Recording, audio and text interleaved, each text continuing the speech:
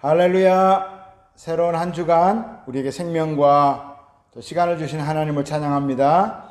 예수님의 흔적 55일째 예배입니다. 다 같이 사도신경으로 신앙 고백 드리겠습니다.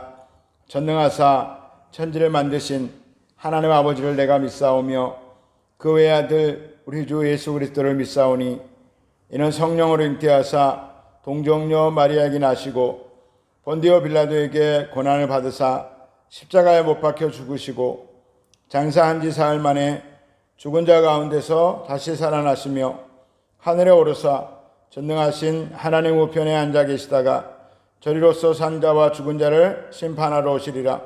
성령을 믿사오며 거룩한 공예와 성도가 서로 교통하는 것과 죄를 사하여 주시는 것과 몸이 다시 사는 것과 영원히 사는 것을 믿사옵나이다. 아멘.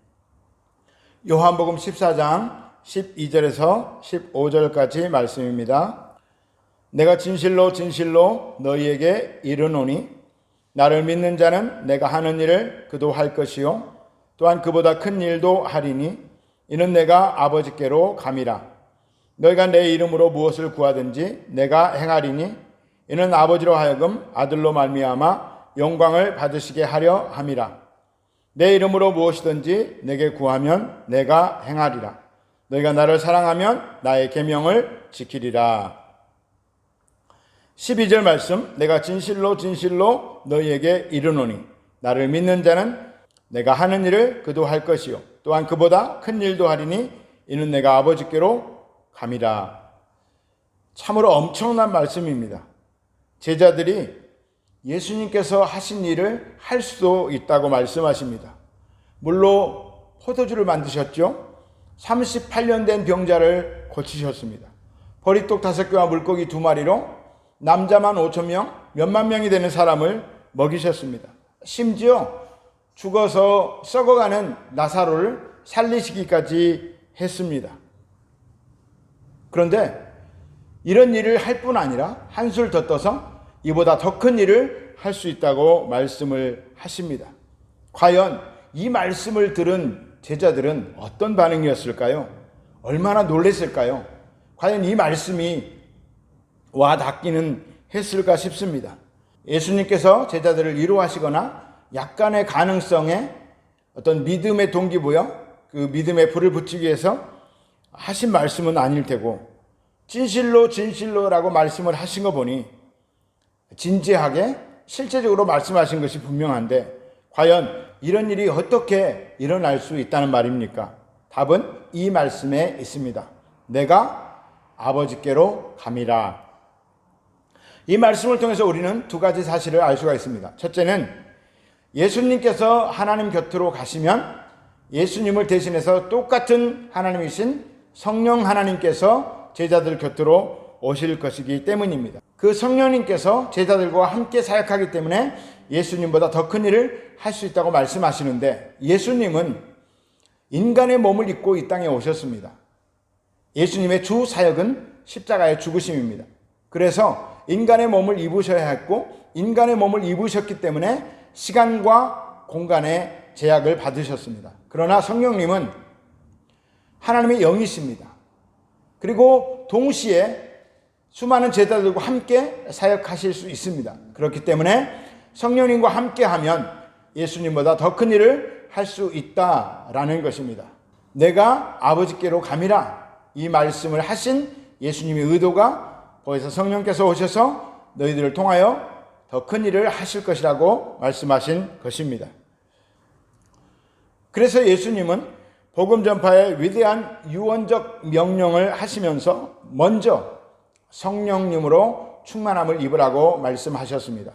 누가복음 24장 49절 볼지어다 내가 내 아버지께서 약속하신 것을 너희에게 보내리니 너희는 위로부터 능력을 입혀질 때까지 이 성에 머물라 하시니라.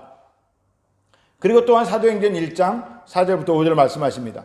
사도와 함께 모이사 그들에게 분부하여 이르시되 예루살렘을 떠나지 말고 내게서 들은 바 아버지께서 약속하신 것을 기다리라. 요한은 물로 침례를 베풀었으나 너희는 몇 날이 못되어 성령으로 침례를 받으리라 하셨느니라. 그리고 사도행전 1장 8절 우리가 너무나 잘 알고 암송하는 말씀이죠. 오직 성령이 너희에게 임하시면 너희가 권능을 받고 예루살렘과 온 유대와 사마리아와 땅끝까지 이르러 내 증인이 되리라 하시니라. 예수님을 따르는 제자들은 반드시 성령님으로 충만함을 입어야 합니다. 목사, 직분자 뿐만 아니라 모든 성도들은 성령 충만받기 위해서 기도해야 하고 성령님의 인도하심을 받아야 합니다. 여러분은 성령님으로 충만하십니까? 그래서 성령님과 함께 늘 동행하시며 그 성령님을 의지하십니까? 그런 은혜가 있기를 축복합니다. 두 번째로 내가 아버지께로 감이라 라고 하는 예수님의 말씀에서 우리가 유추해 볼 수 있는 것은 12절부터 14절까지 볼까요? 내가 진실로 진실로 너희에게 이르노니 나를 믿는 자는 내가 하는 일을 그도 할 것이요 또한 그보다 큰 일도 하리니 이는 내가 아버지께로 감이라.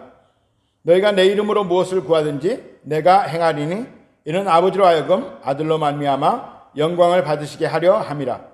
내 이름으로 무엇이든지 내게 구하면 내가 행하리라. 믿음과 기도입니다. 제자들의 믿음과 기도를 통하여 예수님보다 더 큰 일을 할 수 있다라고 말씀하셨습니다. 물론 제자들의 믿음과 기도를 통하여 일하시는 분 또한 예수님 당신이십니다. 예수님과 제자들의 동역이라고 할 수가 있습니다. 우리 또한 마찬가지입니다. 우리의 믿음과 기도를 통하여 그 당시의 제자들뿐만 아니라 지금도 우리의 믿음과 기도를 통하여 예수님과 동역할 수 있고 더 큰 일도 할 수 있다는 것입니다. 말레이시아에 있는 우리도 또 한국에 계신 성도님들도 기도와 믿음을 통하여 예수님께서 일하시게 할 수 있고 그러니 예수님께서 이 땅에서 하셨던 일보다 더 큰 일을 할 수 있는 것입니다.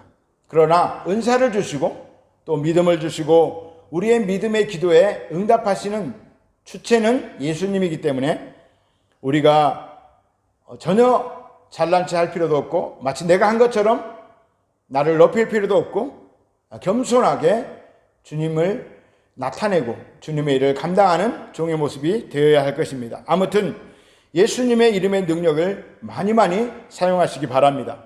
예수님의 이름으로 전도할 대상을 묻고 있는 불신의 영을 쫓아내시기 바랍니다.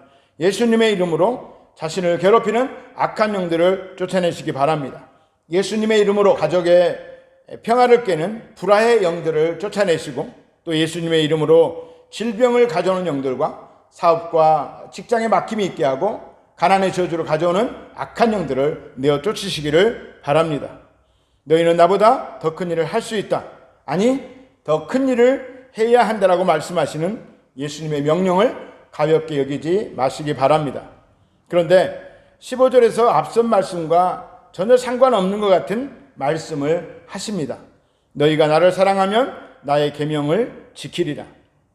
나의 계명, 예수님께서 주신 새 계명이 무엇입니까? 하나님을 사랑하고 이웃을 사랑하라는 것입니다. 사역의 동기가 나의 유익이 아니라 자기의 명성을 쌓는 것이 아니라 하나님을 사랑하기에 그리고 또 이웃을 사랑하기에 그렇게 열심히 사역하고 믿음의 기도를 통하여 예수님보다 더 큰 일을 감당하라고 말씀하시는 것입니다. 겸손하게 끝까지 겸손하게 하나님께 쓰임받는 예수님의 종들이 되시기를 축복합니다. 오늘의 묵상입니다. 2021년도에 기도응답 받으신 것을 10가지 이상 기록해 보십시오. 기도응답 받은 것을 적다 보면 또 믿음이 새록새록 솟아오를 것이고 더 기도해야 되겠다는 동기부여가 될 것입니다. 그래서 더 큰 믿음의 기도의 사람이 되시기를 축복합니다. 이제 기도하겠습니다. 기도하실 때 하나님 우리 교회를 또 우리 성도들을 축복하여 주시고 우리 가정에 이런 문제 있습니다. 해결하여 주시고 또 조국 대한민국과 말레이시아 그리고 한국에 있는 성도님들도 다 축복하여 주시고 평안케 하여 주옵소서. 오늘 하루도 주님의 뜻 가운데 살게 하여 주옵소서. 또 난민들과 힘겨워하는 사람들을 위해 우리 주여 삼창 기도하겠습니다. 주여, 주여, 주여.